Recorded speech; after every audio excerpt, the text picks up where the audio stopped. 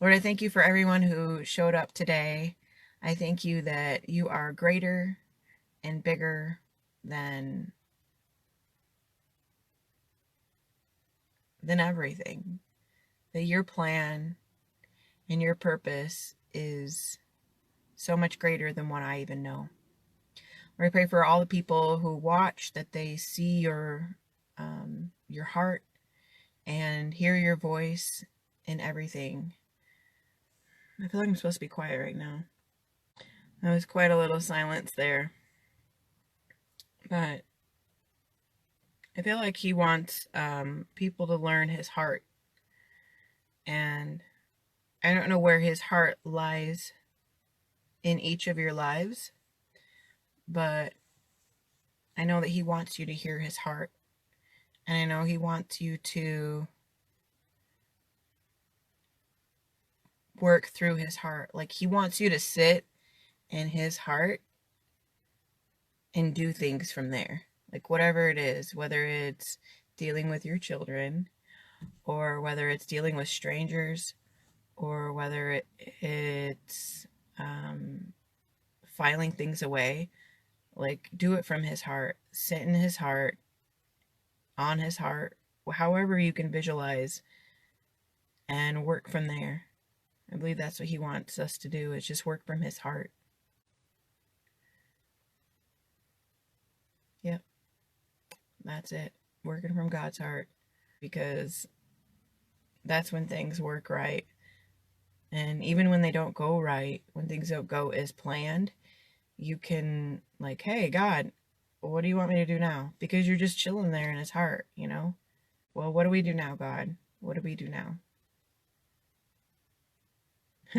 That's how things get rigged. That's how inventions happen, you know? Whoops, that didn't work. What can we do now? And then you end up making $1 million off of it, right? Because no one else had thought of that, because they didn't need to think of it, because it worked right for them. Someone else probably has the same problem. Tons of people. And that goes for everything in life. Like whatever you're going through, you're not the only one going through it. You're not.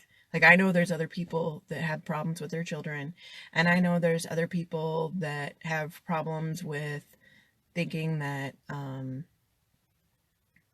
they can't talk to God, whether it's not feeling worthy enough, or there's just something weird in the way that you don't understand why you can't hear his voice. Like, you're not the only one. There's lots of other people that are going through the same thing. And so work through it, and then be prepared to tell other people the same thing. Like, this is how I got through it, and you can too. Yep. I think that's it. So, I love you all. Whether we talk or not, it doesn't matter, because you are amazing and you have great gifts that I don't have. And so I'm thankful that the Lord has created you and that you are a part of my life, no matter what that looks like. I don't care if I've never met you, because you never know who people share stuff with. I love you because God created you with. Let me just stop that. I love you because God created you. But also know that God created you with a purpose, and you can walk in that purpose. And I pray that whatever that purpose is, if you don't know it, that God would reveal it to your heart right now in Jesus' name. And that you would know that He is with you, and that His plans are so amazing. Like, they're not just, that's a cool plan. Oh, wow, that's a great idea. But they affect so many other parts, like a tree. A tree is it gives shade, and it has the ability to produce seed to create more trees. And like an apple tree, for instance, it has fruit, it has shade, it has beauty. There are so many things that one thing is for. And so that's what I want for you and your life plan, to realize that your hardships have been for to build more than character, but you know, all the stinky stuff that you went through, that it is just fertilizer for your life ground. And so when you do go through a lot of bad stuff, you can put it down on the ground and it can grow beautiful flowers. Like that's what they want for their ground because they know it makes good ground. But put it on the ground, give it to God, and let Him use it in your life because it can create some beautiful things. Everything can be used. I want that for you guys. I want you to see your path and see that anything that's there can be used for good, can be used to glorify God. Anything, good, bad, ugly, it all. And I want you to know your path and I want you to walk in it. Know your purpose because God has a purpose and a plan for you.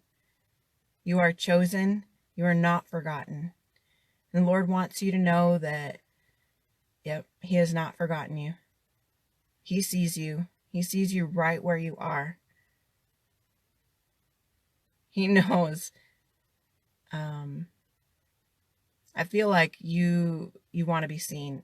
Someone out there wants to be, I know we all want to be seen, but I really feel it. Like God sees you. He really does. Like your eyes. I just saw eyes. I saw someone's eyes. And He created your eyes, you know? And I don't know if like they're your best feature and you want people to look at your eyes because they're so beautiful, but He sees you. He sees you because He created you and He wanted your eyes to look that way.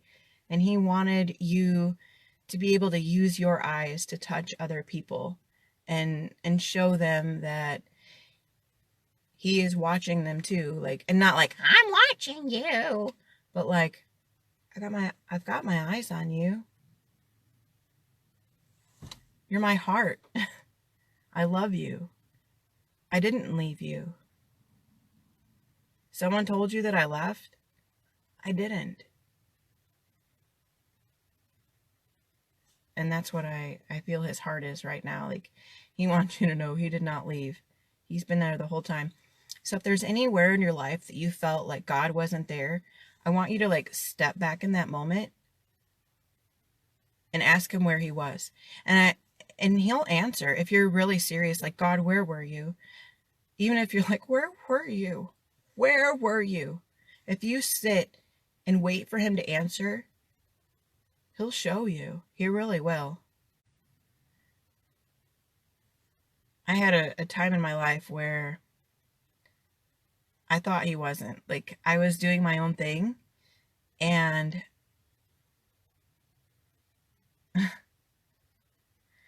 I've always known, like, God is always there. God is always there.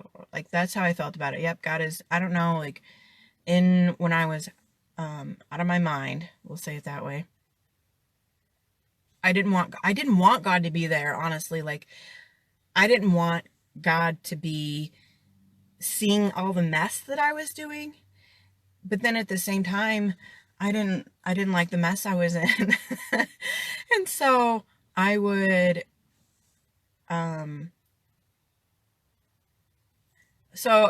get high, right?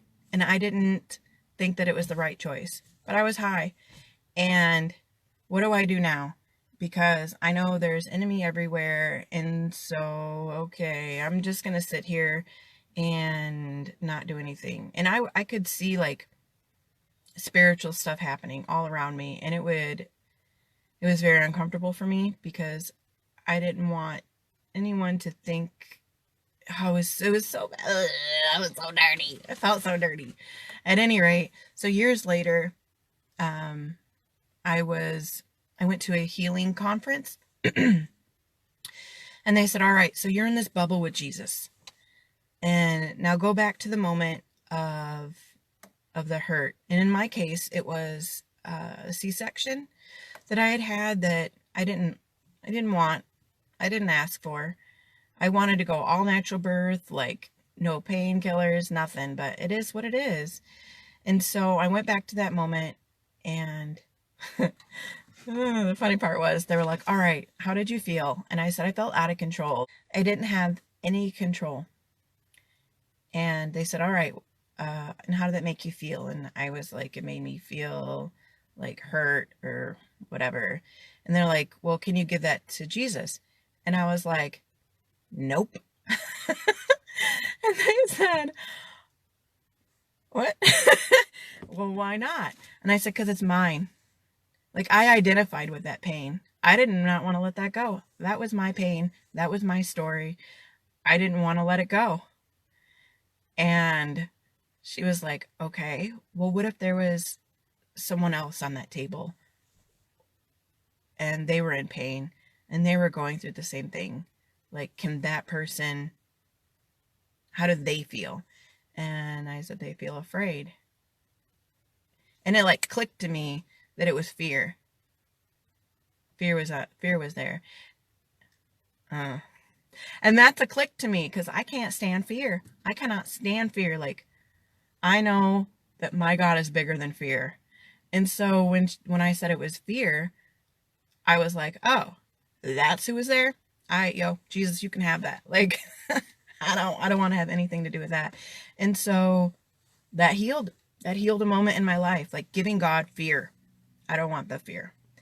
And so after I gave that to God, I went back home and I was like, honey, I feel like I feel weird, because then they say after you at the conference, after you heal from that moment, then you say, I'm out of here. And then you like come out of the bubble, you come out of everything, and you're back in your natural life. Well, they forgot to do that with me. So I'm at home and I'm like, there's something. I feel weird. I feel like it was when I was high. Like, I was in this, and so I talked it out. And that's because that's how it was when I was high. Like, I would go in a bubble with God because I didn't want anything else. I didn't want anything else, like, bothering me. I didn't want anything else entering me. I didn't want anything else talking to me. I didn't want anything else. So I would, like, bubble up with God. And here I am, man, 15 years later, just finding out that the whole time that I was trying to, like, get away from God, like, I was bubbled up. I was bubbled up with Jesus the whole time. So he was there all the time. He was there. He was there. He was there. I bawled because I thought that I was running away from God and doing what he said not to do. And he was there the whole time. The whole time. The whole time. So God is so good. That's another part of my story. Man, that blew my mind though. Like, he was just there. He'd never left me, which I always knew he was there, but I didn't know, like, he was there, like, there with me, protecting me. And man, he's so good. He's so good. He's so good. And I'm sure there's been other times in my life that he was there that I didn't even know he was there, because that's how good he is. He doesn't push himself on you normally. Like, God is a gentleman. And so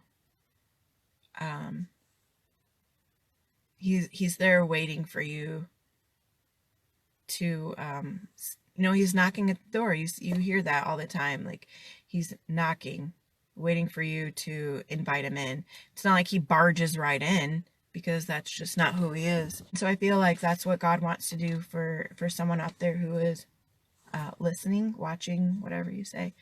He wants to give you something sweet and touch your heart, so that you know that he is, he loves you. It's not just about you doing some religious thing to get his attention. Like, he loves you and wants to show you that he loves you. I love you. That's what he said. I saw those eyes again. I love you, is what he says. He's serious about it. He means business. Like, that's his job. His job is to show you. Yeah. Like, he does that like his job. Like, I eat chicken like it's my job, And he loves you like it's his job, because it is his job. His job is to show you, like, that's what he has made his job, is to show you that he loves you.